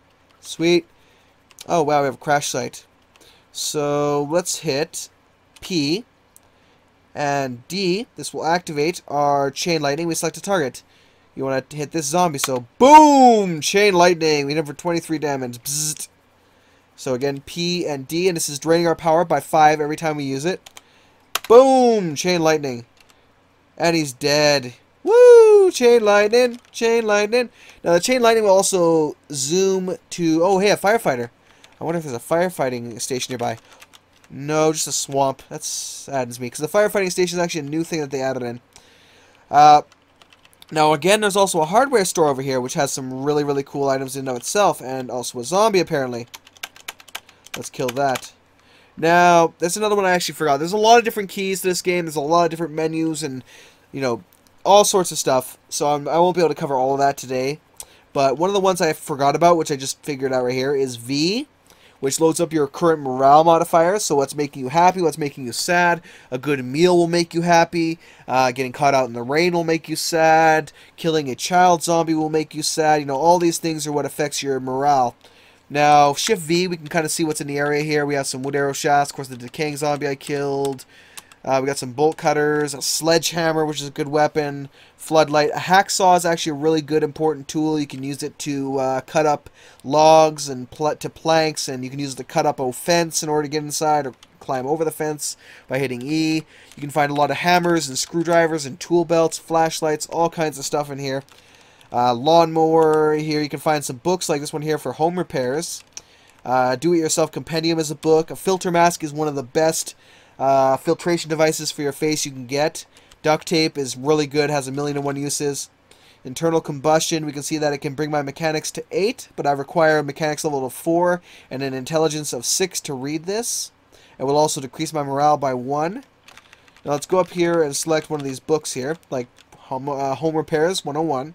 Would bring my construction skill to 2. Now I can go into my inventory and select that if I want to, or just hit enter to read it. Activate, then read it. Bring construction skill to 2. Paper book of home repairs. It would also tell me as well, let me activate this thing. Study construction to learn something, to gain a level. I can hit yes, and I'll try studying it. Yes, I want to stop reading, because obviously there's a monster dangerously close. I'll just keep shooting everything I have at him. Oh, I'm out of ammo. So let's wield my crowbar here and be engaged in melee combat. So to engage in melee combat, you want to... You want to equip your weapon. And, oh, I hit the numlock key. and you want to just move in the direction of the monster. So 7 to move direct towards him right now. So I battered him for 27 damage. I whacked him for 12 damage. He hit me in the torso. I hit him for 5 damage. I hit him for 9 damage. He hit me in the torso again. So I'm a little faster than he is. So I'm able to attack before he can. I hit him for 11, 9, and he finally died. Yay! Zombies down! Zombies down! So yeah, you really want to get all those books and such if you can. Collect as many, at least one of each if you can. They are really, really useful to have. Sometimes on the outside of these, which we actually do have here, which is cool. What do we have here actually? This is just a seat. Oh, within the dumpster has some really good stuff here, so we can look around it. Hit E and look inside. I love that. I love the way they actually redesigned how you look into things. It's really cool. Now this right here is actually a compactor. I don't really want to mess with that right now. But you can also find fuel tanks on the outsides of buildings like this, which is really nice because you can get some fuel for certain things. Ouch! Looks like he bit me again. Now this is a military crash site, so here we have a military rucksack, which is the second largest backpack you can actually get in the game, as well as a really, really, really good armor piece, the MBR vests. It's basically a modular vest. They can come empty, or they can come with a type of armor. This one is Kevlar plated. So that's something I would definitely want to get in order to provide protection, and of course a back military rucksack to provide additional storage capacity. And blah-de-blah-de-blah-de-blah-de-blah. I'm getting a little bit drawn on here, as it were. So let me quickly take some more disinfectant so I don't die horribly. Anyway, let's look around the map here. So I've already explained bionics. I've showed off bionics. I've showed off the basics of survival. Obviously, there's quite a few zombies here right now. If you lower the spawning rate a little bit, you get a little less zombies. You might survive a little better in your first playthrough. But now, of course, we're going to move on to something just as interesting: vehicles. We have vehicles in the game. They have varying sizes and shapes, and we can get in them. We can drive them. We can alter them. We can cut them up and turn them into death machines and drive around mobile bases. Drive around with them as we wish. Right here we have just a basic car. Now in order to examine it, you just hit E and then up towards it, or you can do it on any side, and it pulls up the lovely vehicle menu here, which is, this is the horizontal, or it could be vertical, or hybrid, depending on what you select in the options. Now I can determine several things from this. One, it's a car, obviously. Its safe speed is actually showing its safe and top speed, which means it has wheels. Basically, I can tell by this and the fuel that it has that this is a working vehicle. I can get in this vehicle right now and drive it. You can see that it has enough wheels. Its status is dented, so it's a little beat up. Its current mass, its acceleration, its fuel usage. Excuse me. It's K, dynamics, and mass. I don't really mess with those very much at all. We can also see its most damaged device, which is the seat. You can see it's gray, which basically means it's destroyed. It's done, which is interesting because that's where the controls are. So I'm not sure if I can actually drive this without the repairing or replacing the seat, at least. But I could try. So you can use up, down, left, right to kind of explore the frame of this thing. So the top right corner, we can see it has a frame, which is the most basic part. On top of that frame, we have a quarter panel, wheel, and a headlight attached to that quarter panel. And then we have quarter panels. There's the engine, the alternator, the battery. So it takes a lot of different parts to keep this thing intact and to get it where it needs to go. We have the windshield, so we can actually see out the front when we're inside. We have all the doors. We can see we have a trunk and a trunk door. It has a muffler, which will keep it quieter. Noise does spawn zombies, so you want to be careful not to make as much noise as you can. We do have the gasoline tank on the left and right side. Should be, just the left side, I guess. Now, there's a lot of different things you can do in this menu. Obviously, we can see if the thing is working. We can look around and see what's broken. Usually, it's either either it works, the vehicle, or it's missing one of two things: wheels or an engine. Generally speaking, those are the two things that it's missing that's keeping it from operating. Now we can actually remove a part by hitting O and selecting the part we want to remove, which would require a hacksaw. We can install a part, which would require a welder. You can see right here, if I hit install, we require a wrench and either a powered welder and goggles, so we need welding goggles, or duct tape. So you can actually install things with duct tape. Obviously, it's going to be very flimsy and not work too well. We can repair a device if we had a powered welder and goggles, or duct tape. We can, of course, remove the device. We can siphon gas from a vehicle in order to into a... let me actually open my inventory. Do I have one? Yeah, this plastic ball of mayonnaise. So I'm going to go in my inventory here quickly. And I'm going to go plastic ball of mayonnaise. I'm going to unload this, so Shift U. And I want to select nothing. If there's an option here for dumping it to something else, just say nothing, because we don't want this mayonnaise. Pour it on the ground. Shift Y. Yes, I want to pour this mayonnaise on the ground, because you know it's ground mayonnaise. It's awesome like that. But no, let's go inside of a house here quickly.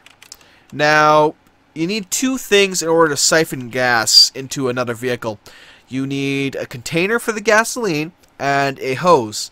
And the easiest and quickest way to get a hose is to smash, not disassemble, but smash a fridge, and then you can find a rubber hose. So with that, let's get outside here. And obviously we have this car, it's working, it functions, and then we have this right here, which is basically wreckage, because it's two vehicles that crashed into each other. This is actually, you can see all the gray here, so everything is just destroyed on this thing. Although we do have the military APC here. Oh, that's too bad. All the composite armor, everything on this is just completely destroyed. That is a damn shame. That composite armor would be a really, really nice thing to salvage if you could. But once it's destroyed, I don't think you can repair it, which is a shame. Does it have any fuel, though? It does not. Okay, so I can't use that as an example. Let me hit X, and I should mention this as well. X allows you to look around the map. I am missing a lot of good points here, and I'm like quite a bit into this. Apologies. So yeah, X allows you to look around the map. Obviously, I'm not finding anything right around here. I'm looking for another vehicle. I'm not finding one. But basically what you would do is you would go up to a vehicle, you would E, you would locate, well, you don't even have to locate the tank to siphon it. You would just hit S, and you would siphon off the gas into the, say, the plastic bottle here. So we'll hit yes, enter. I want to siphon off the gas into the bottle, even though we'll be using this vehicle. Then to put the gas back into the vehicle, you can also drain water this way, I should mention, from an RV or something else that has water in it. Like a water storage tank, and likewise you can fill it up. So in order to actually fill the vehicle, you need to locate the gas tank, like right here, it's on the left side, and then hit F for refill. You can also hit C for changing a tire. Obviously, if we had a wrench and a jack and a tire, we could do that. We could rename the vehicle if we wanted, but that's basically everything we need to know here for actually, you know, editing a vehicle. Obviously, we could disassemble everything and reassemble it. There's a lot of things when it comes to actually building and putting parts into a vehicle. I may cover that later as a more specific tutorial on vehicles. But basically, right now, you just want to cut out the individual parts and, you know, replace it if you have to. And speaking of which, if you want to remove a specific part, you would hit O to remove a part, and then go up, down, you know, wherever you want. Like if we say we want to take off the alternator, we select that, hit Enter, and we would remove the alternator. But we don't want to do that. Now, this vehicle is a working vehicle, so hopefully I can actually drive it. So let's close the door. So once we're inside, let me see if I can... It doesn't say it, so I might not be able to control it. If I can control it, which I think I can't because it needs a seat, you do Shift and then 6. And no, I can't do it. So I might actually be able to, though. So let me actually remove the seat. So O and then seat, which also removes the seat belt. And drops it right here. So you can see it's leather patch, lumps of steel. This is all the stuff we got from it. Because there's actually a seat around the corner here. There's actually a spare seat we have. Now, I don't know if I can install it yet. I might just need to find some duct tape, which I think I saw not too long ago. Actually, I think it was in the repair shop. So we'll drop this on the ground here so I'm not carrying it around. Anytime you're installing any vehicle parts, you want to drop it near the vehicle, near enough that you can install it. Anywhere along the edge, as long as you're standing over it, it doesn't really matter. You don't have to be standing right next to where you're installing it. And let's see here. Install. Yeah, I need some duct tape. Wrench and duct tape. So let me go into here and grab that duct tape quickly. Because I'm pretty sure there was some duct tape in here. Screwdriver. Yes, there it is. Duct tape. Duct tape! Oh, great. Mighty one. And I'll take the filter mask as well. It's a great thing to wear. Gee, your mouth is very encumbered. You only really need the filter, like one filter mask. You don't need more than that. So I'm going to drop the dust mask, Shift B. Anytime you want to drop something as well, it's D or capital D to drop it in a direction. Like D is dropped directly below, and Shift D and point in a direction to drop it in that direction. And then anything I'm wearing, I just say like hit OK, B for socks, C for pants, Let's see, capital G for the filter mask, and so on and so forth. So now that I have the duct tape, we can go over to the vehicle here, E, up towards the vehicle, and install. And now here we have our options, because I have duct tape and I have a wrench. Now this tells us all the various things we can install in here. We can install aisles, which are a type of a frame in that sense. We can install a shopping cart basket, which requires certain things like a wire basket, powered welder, and the mechanic skill that's required to do all this, the batteries. I can install a bed, but obviously I want to install a chair. So there's a lot of different things you can add on here. Cargo space is the largest cargo capacity you can actually toss in a vehicle. So every container does have a capacity, a limit to how much it can carry. Even on the vehicles, you know, there's trunks, there's like shopping cart baskets, obviously one of the lower end ones, and so on and so forth. Cargo space is the biggest one. Doors, engines, plasma engines, V12 engine. I've never actually seen a V12 engine, I don't think. Not that I remember. I've seen V8s and V-twins and such, but I don't think I've seen one of those. Anyway, we're going to keep going down. We have our quarter panels, which is our frames, our heavy-duty boards, our headlight, which we can install. Mounted, oh, that's new. A lot of these in here are actually even new to me, so they're interesting. And you can't install everything everywhere. You need certain frames below them at times to properly install them. Like this one's considered an out frame, like an outside frame. Then you have inside frames. It's very complicated, and I'll get into that later in more detail. But we'll install the seat in there, just because I want to show you driving, basically. And yay, it now says there are vehicle controls here. Press the up key, which is Shift 6, you know, to drive. So we want to drive. Okay, so we do that. The engine starts up. We had enough battery power and fuel in the engine to get it going. If you have no battery power in the vehicle, but you do have fuel, you can use batteries to fuel them up. Basically, you just want to hit E, of course, on the car. Obviously, we can't really do that right now. Examine the vehicle while we can. You'd want to find the car's battery and then hit F to refill it. And it'll use any batteries in your inventory to fill this. As long as you start it up, the alternator will recharge the batteries as it's running. So once we've started the vehicle, obviously if it's nighttime, we can turn on the headlights if we have any. We can honk the horns to make a lot of noise. I wouldn't suggest it.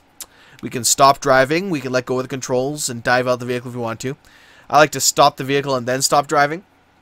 Now, cruise control has been automatically turned on, but you can also disable it if you so desire. This will keep the car alternator running as long as you keep the cruise control on. So I don't want to use up all the gas we have. We have very little gas, even if it's charging the battery. So I like to disable that when I'm stopped. But basically, in order to increase your speed and drive, you want to use, of course, the numpad for me. I much prefer to use the numpad for this. So 8 increases your speed and moves you forward. You can see that with the cruise control, I've set my speed to 16. And I hit 2 to bring it back down to 0. I can hit 5 to pass time, which would allow the vehicle to move forward. Of course, again, hitting 2 to put it into reverse, negative 16. So I'm going to hit 5 now to kind of back it up. You can see it's like it's kind of backing up, slowly moving. Oh, we're saving the game apparently. Roach. Apparently, what is that? X. Tattered short rope. Apparently, there's a rope underneath where I was. Okay, so I can back up more. You can see that my projected speed that I want and my current speed. So I'll keep hitting 5. Oh, it's weird. Anyway, I'm going to hit W now then to move forward. So I'm going to move it up to 32. And I'm going to use 6 and 4 to steer. 6 is going to turn it to the right. Now you will skid as you're speeding along if you're not careful. You just want to keep tapping 6 to keep it going straight. Now, if you ram into anything, you will damage the vehicle. You can destroy parts of it. You can smash the whole front end, so you want to be very careful. Bushes used to deal massive damage to your vehicle. Now they don't do so as much. You can also kill critters with the vehicle. Let's use this squirrel as an example. Oh shit, nope! Oh god, no! Oh, we just swept it 130 kilometers an hour and just turfed it in the water. The car sank into the river. Oh god, I'm drowning. That was close. That was close. I nearly drowned there too. Wow. So yeah, vehicle operation number 101. Be very careful with your speed. I kept pressing up, up, up, and somehow something happened. It caused the thing to just speed up like crazy. And we just crashed directly into the water. That was crazy. Wow. But yeah. So there you go. You want to, steer the vehicles with 6 and 4 to the left and right. Use the 8 and 2 to speed up and slow down with the cruise control. And 5 to pass time once you have a specific speed set. Generally, I like to cruise at about 26 to 36, give or take. Well, it's kilometers. It used to be miles. So probably set that back to miles. I'm used to miles now. So, 26 to 36 miles per hour is usually pretty good. That'll get you through bushes. Anything less than that, about 19 or so, a little bit around that range, will cause you to stop if you slam into a bush, which is pretty much everywhere. If you're going to a field, if you're on the roads, you're going to crash into a car. There's cars everywhere. Wreckage everywhere. But yeah, anything higher than that, you'll get through these bushes. So yeah, that's driving around vehicles. Excuse me. So now we're going to work on setting up our first safe house. So assuming our first loot run went well and we managed to get ourselves at least a stone hammer crafted, and maybe luckily found a screwdriver if we can disassemble some things, we're going to want to go inside a house, like pick a house that's kind of off in the fringes. I would pick something like right here, the bottom one here, the house that's a little bit farther away from town. That just gives us a good place to store our stuff, so we don't carrying around as much. Gives us a good place to sleep and read books and relax. So what you want to do is either smash if you don't have the screwdriver yet to disassemble, or hit Shift 8 to pull up the deconstruction for window and deconstruct the furniture so we get more stuff out of it. So we start deconstructing any useless furniture around the house. There we go, deconstruct furniture. And then we're going to want to board up these windows so that we're protected. Where there's no zombies are going to spot us. We can sleep with ease. So we need, again, Shift 8. And we want to board up window. If the window is broken, empty, then there are also different options for that, which are new now, of course. I wish they would just do board up window. It doesn't really matter if you're gonna board up the window broken or I suppose they did it just so it would have the different graphic every time you did it. But anyway, let me pick up the nails here and a bunch of the. Oh god, it's a lot of 2x4s. Okay, a bunch of the 2x4s. Now let me actually carry too many, or enough that I'm gonna be overweight here, over the weight limit or carry limit if I can. God damn, I can carry a lot of stuff. Okay, again, let's deconstruct the furniture then. This should do it. Okay, yeah, that'll do it. So when we reach our capacity, we can I've reached my capacity for volume, not necessarily the weight, so I can still carry more stuff. I just don't have the backpacks for it. It'll turn red and it'll let you know, are you sure you want to pick this up? You will have to drop your makeshift crowbar, which you're currently wielding, in order to pick up this 2x4. Do you want to? Sometimes you will want to, but in this case, no, we don't want to, because we have more than enough. Now, you can also board up the door if you so wish. I don't bother. Doors are usually pretty resilient. But again, we want to go over to each window that we're not currently using and board them up. Okay. Now, there's a lot of things you can do with this. You can realign, you can build fencing, cupboards, you can build walls, log walls, palisades. You can actually build a palisade wall, pulley system, and a palisade gate. This basically makes your own gate that can pull back and, it's basically, like a wall that'll go back away so that you can let a vehicle through, say, into an area.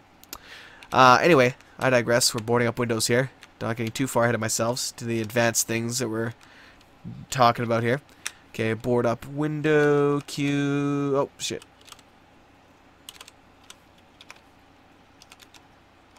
Weird. Okay, screw it. I'm just going to select it then. It's easier that way. For some reason I hit Q and it wasn't working. Is caps lock on? Nope, caps lock's not on. Now, generally what I like to, and we actually have a pot here. I actually forgot to add this to my list of very important items. A pot is a very important item to get because it allows you to boil water and make it good to drink. Like if you try and drink from a toilet or or directly from a river, you can get sick and die from it. So you need to boil the water in order to make it clean. Bandages and some disinfectant. Okay. Now, I like to usually leave at least one window uncovered, like, say, right here in a bathroom. That way it gives you a good place to store your books, so you can sit at the window here with the light and read. So I like to leave at least one window uncovered for that. But the most important windows that you absolutely need to get covered up are the ones for the bedroom, because you're going to be sleeping in here a lot, and you really, really don't want anything coming to say hello in the evenings. It would be unfortunate. You'd also dig pits, put in spike traps if you so desire, you know, really make yourself a nice defended house, fortified house it is, if you so desire. Okay, let's construct. For some reason I can't. Huh.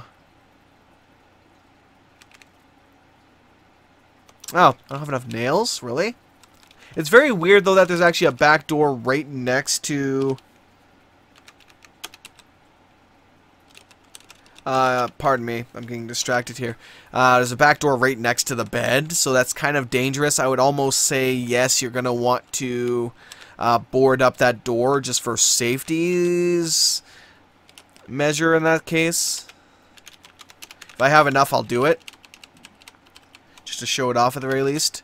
Okay, board up window. Now, they've actually increased the defensive capability of these boarded up windows now, and you can also have metal boarded up windows right here. Armor reinforced board up windows and board up doors. So you can actually take sheets, spikes, and either steel plating one or sheet metal one, and use that to board up windows as well, which is a little more reinforced, but that's later down the road. And we're going to board up this door because, oh, we don't have enough.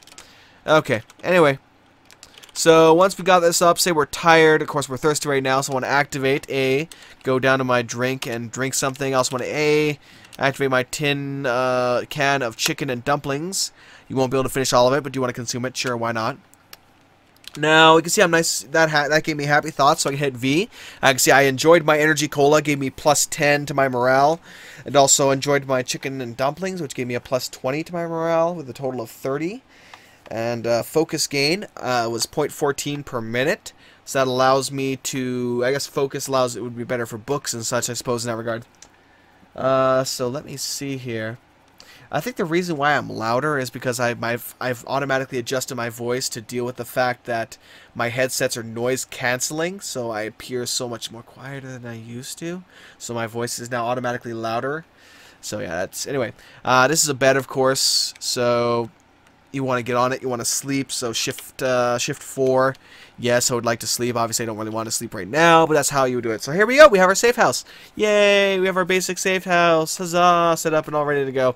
So yeah, that's some of the basics. I'll also move on now to some of the basic survival tactics, of course, of getting and purifying water. I'll also take this tin can of ravioli because I'm thirsty. One of the best things you can find are these gallon jugs of bleach or whatever. Obviously, we don't want to drink bleach. That would be terrible. I'll take these root beer though, the crispy cranberry, and this energy cola. I should have more of these, enough of these in my inventory. So we want to go into our inventory. We want to locate this gallon jug. Enter, and we want to unload it. Shift U. And we don't want to unload it into any of our other bottles, because we're just trying to get rid of it, and we do want to pour the bleach on the ground. So, yay! Now we don't have to worry about our bleach interfering with us. Okay, now let me see if I can go find another one of these containers in this house. Oh, hey, there's a glow stick on this bed. And a baseball. Alpha Middle Quarterly is a book we can read. Aluminum can of lime soda. Let's go see what's in here. A lot of things, it seems. Ah, here we go. Another aluminum can or gallon jug of bleach. So we want to dump. Not dump, that's drop. So inventory, capital Q, and unload on the ground. Yes. What else do we have in here? Ah, it's my godsend. We have aspirin. Aspirin is really, really nice to have. Because, of course, it allows you to deal with pain, which can give you negative modifiers over time. Now, there's a couple things we want to do here. I actually do not have a lighter on me. That's something I would actually really want to get if I had a choice here. I want to drop these 2x4s. I would only really want one on the ground. Luckily, I do have a integrated tool set, which I think can allow me to start a fire. At least I hope so. Let me see if I can actually find some matches somewhere or something. There's a flare, but I don't think that'll do it. Scarf. X-Acto knife, cash card, cigarettes. This is an MP3. Oh, no, it is cigarettes, yeah. No. Clam chowder. So I got a lot of stuff in the fridge here. Sports drink. Or not sports drink. Chocolate milk and a bunch of other stuff. But yeah, sports drink is one of the better drinks you can actually acquire. We have, of course, more bleach. So I'm not finding any of what I'm looking for in here. Oh, here we have a motorcycle, which is actually working as well. Actually, no, it's not. Its top speed, its safe speed is 0. So yeah, it's missing its wheels. You can see it says in the bottom right corner here, wheels lack. So it's lacking wheels, and its most damaged part is its saddle. So even if we had enough wheels, we couldn't actually make use of it because we don't have... Oh god. See, yep, zombies, you have to butcher their corpses or they will come back to life. So make sure you butcher them corpses. Oh shit, zombie dog.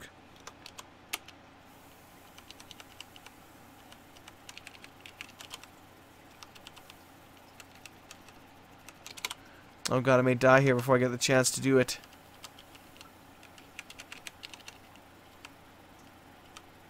Shit. Unfortunately, this dog is incredibly difficult to fight, almost impossible, because they changed how dogs work, and you cannot, for the life of you, unless you have decent skills, hit them in melee, which drives me batshit crazy. Basically means I'm kind of screwed right now. I can't escape this dog, and I'm actually probably going to die. Even with my super powerful cheating character, I may actually die here in a second. Actually, what am I doing?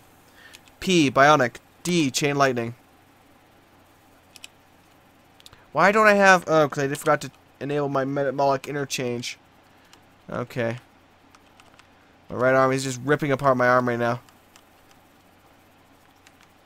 Okay, what's my power levels at? 4. It's getting up there. 5. Okay, powers. D, chain lightning. Boom! Okay, the dog is dead finally. God damn, that freaking hurt. It nearly killed me. Wow, see? This is that kind of game. Even with my superpower cheating character, once I'm out of ammunition, I am just as weak as everybody else.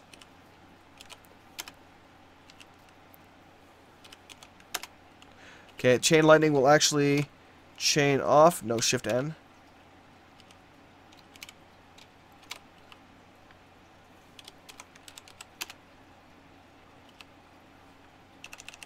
Okay, we attacked them. We managed to beat them back. Oh my god, they nearly killed me there. That was ridiculously close. Okay. 4 to my right arm. Repair my right arm a little bit. Let's use the disinfectant on my right arm.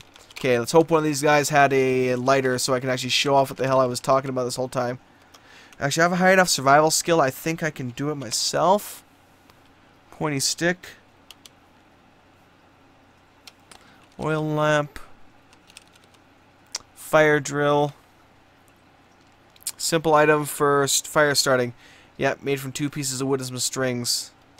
Skewers are from disassembling a heavy stick, I believe. Or cutting up a heavy stick. So let me actually go get a heavy stick here quickly. Which I think we can find here. Oh, frack me. Kill that decaying zombie. Oh, for the love of God. What do we hear? Oh, my wooden arrow shafts, thank God. I can finally attack these guys at range. I don't think it's enough, though.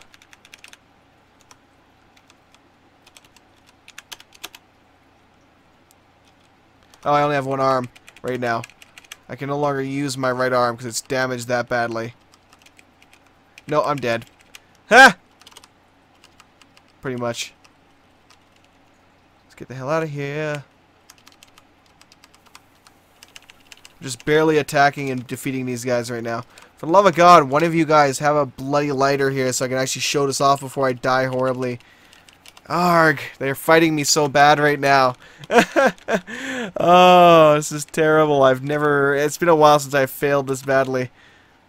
But yeah, they've really increased the difficulty of a lot of these zombies. So again, this is kind of why you want to lower the difficulty of some of these guys, because they are incredibly difficult in that regard. Okay, let me try it with a 2x4 then.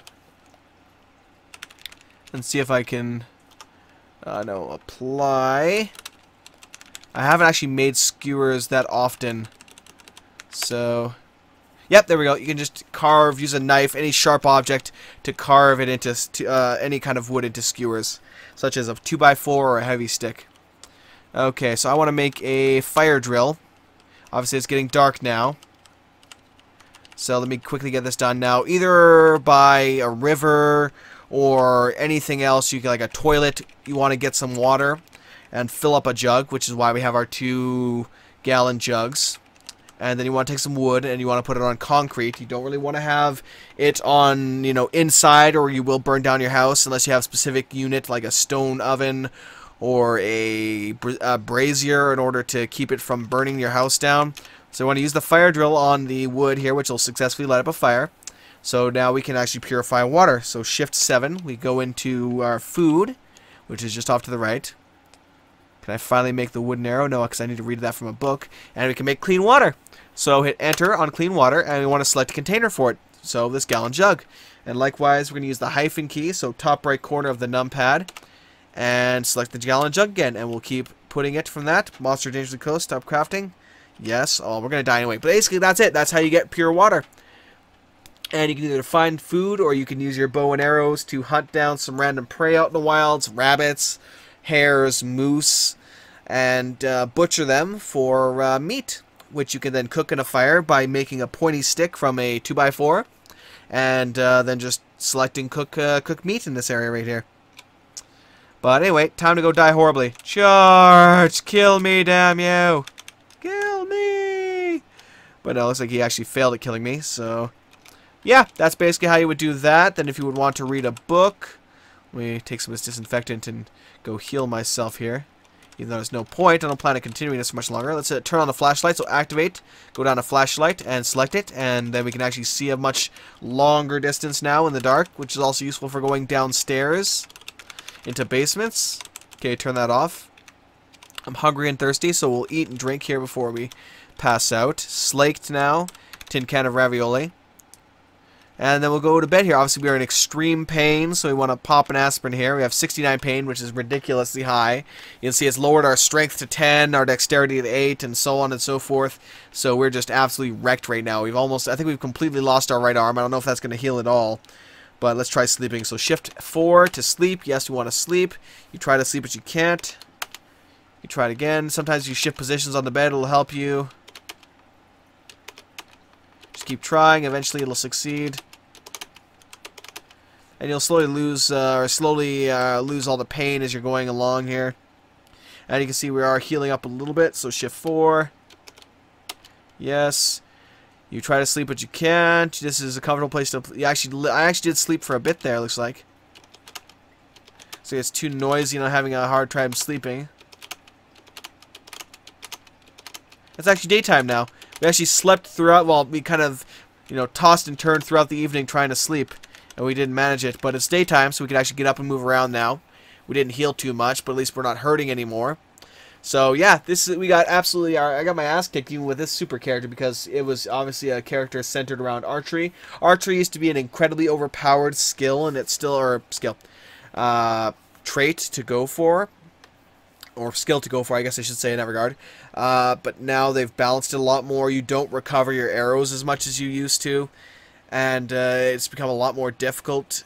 You do have to learn a lot of the recipes from reading books, such as like Archery for Kids, or Archery Man's Best Friend, or whatever it happens to be. They'll have certain books. Will have certain things you can learn in it. Let me see if I can actually. Do I have any of those books on me? I don't have home repairs.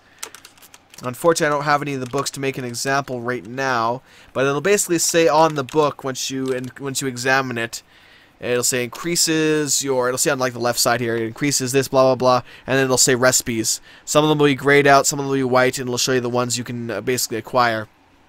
I believe the white ones are the ones you haven't acquired yet.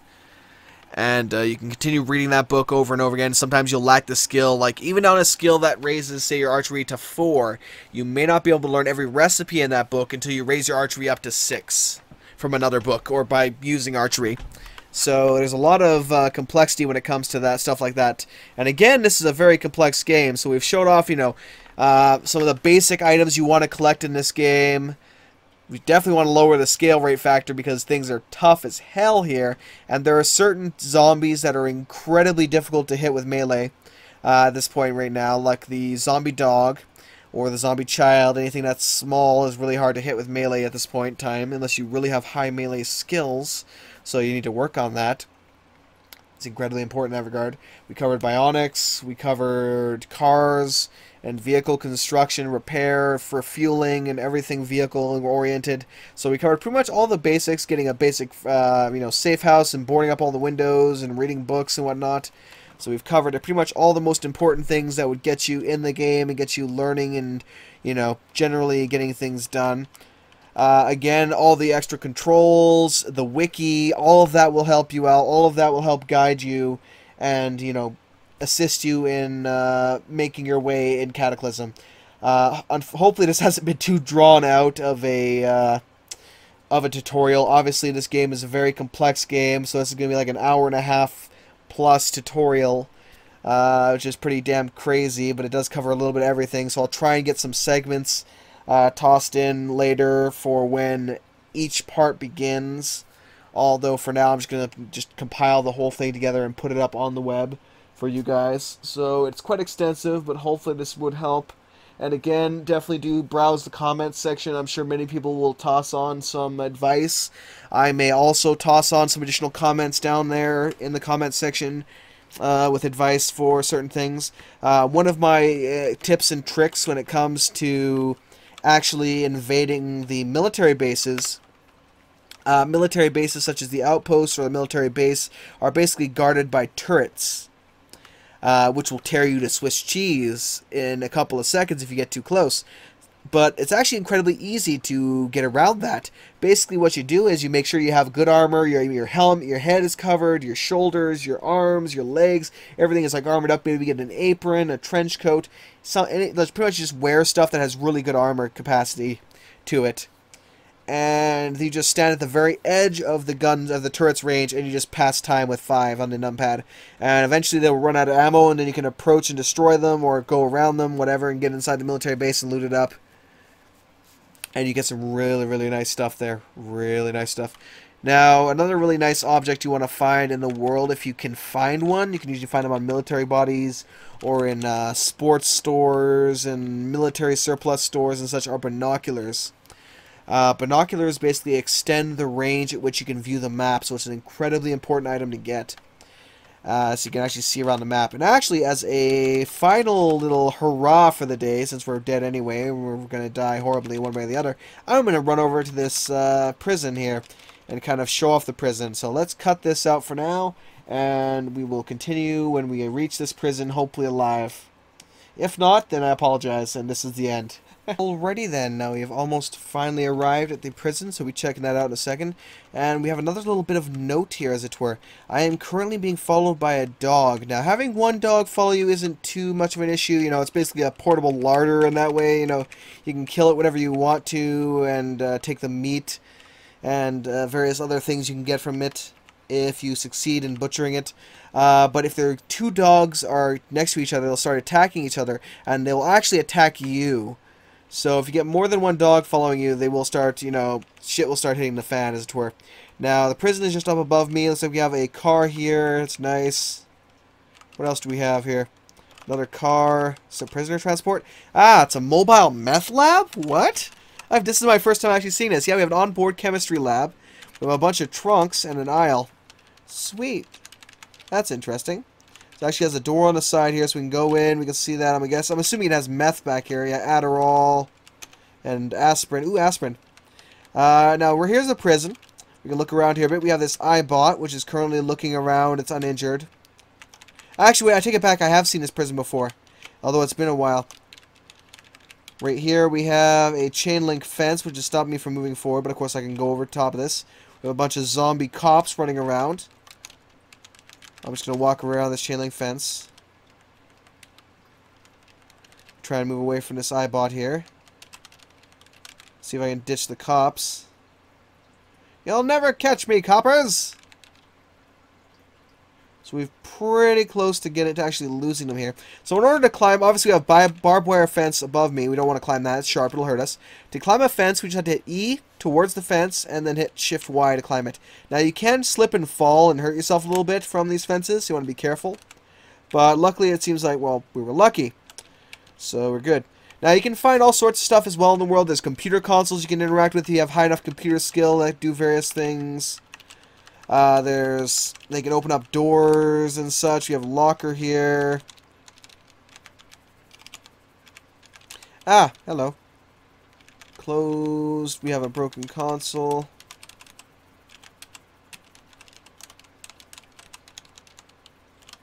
Oh, here's the visitor center. I don't think there's a way around from here.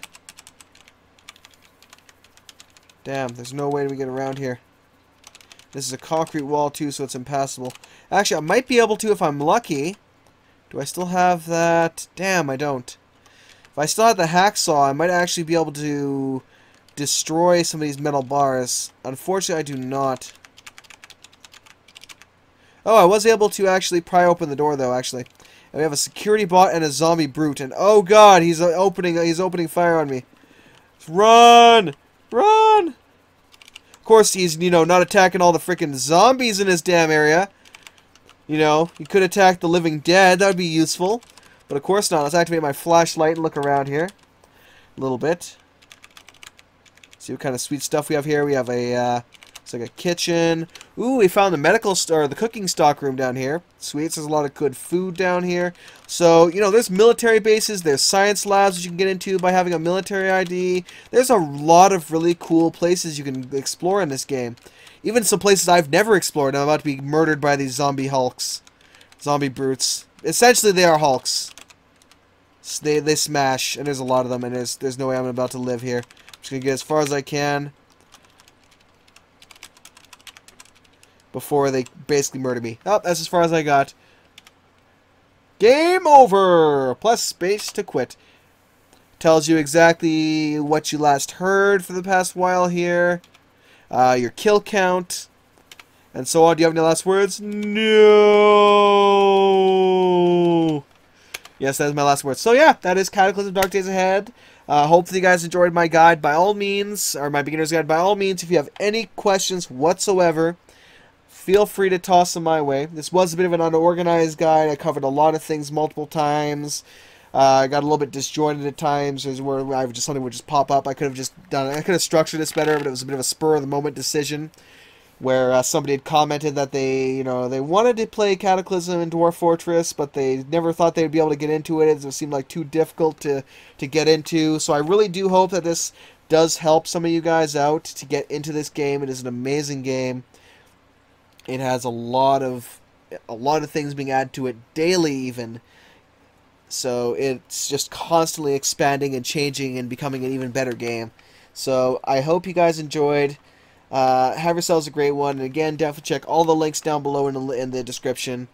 And if you enjoyed this, please do follow the channel. I do Let's Plays on Cataclysm and other games like it, Dwarf Fortress, as well as completely different games, mostly indie games such as Castle Story and From the Depths and all kinds of different games. Project Zomboid. So, I like zombie games. What can I say? Dead State. Deadlinger. Cough. So yeah, thank you very much for watching, guys. You're awesome. And I will catch you all another time. Silver Dragon out. Peace.